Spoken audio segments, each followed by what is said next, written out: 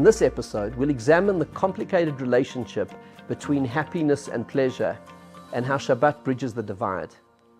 The human drive for pleasure runs deep, but its relationship with happiness is complicated. The Vilna Gaon compares pursuing physical pleasure to drinking salt water. The more you drink, the thirstier you become.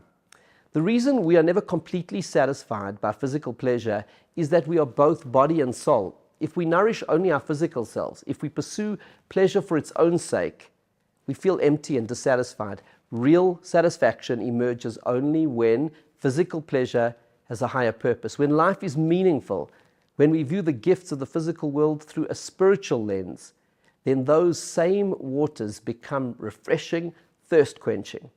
Shabbat teaches us this very lesson. When Isaiah the prophet describes Shabbat as a day of pleasure, he refers both to physical and spiritual pleasure. As he says, "And you shall call Shabbat pleasure and take pleasure in God." The day offers us a beautiful, balanced formula for connecting physical and spiritual pleasure, which is the secret to happiness.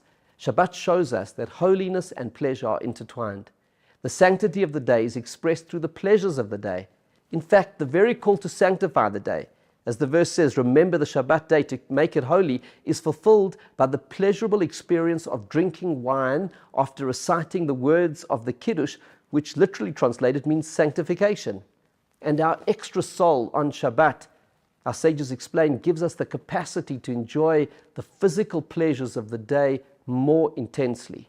The holiness of Shabbat is expressed through the combination of physical and spiritual pleasure. It is a day of delicious food, fine clothing, refreshing naps, but it's also a day of prayer and Torah learning, of connecting to God. It is a day for the pleasures of loving relationships, of connections, of being together with family and friends. The physical pleasures of Shabbat enhance the sanctity of the day, which in turn uplift the physical experiences, creating a virtuous cycle, revealing the elusive connection between pleasure and happiness.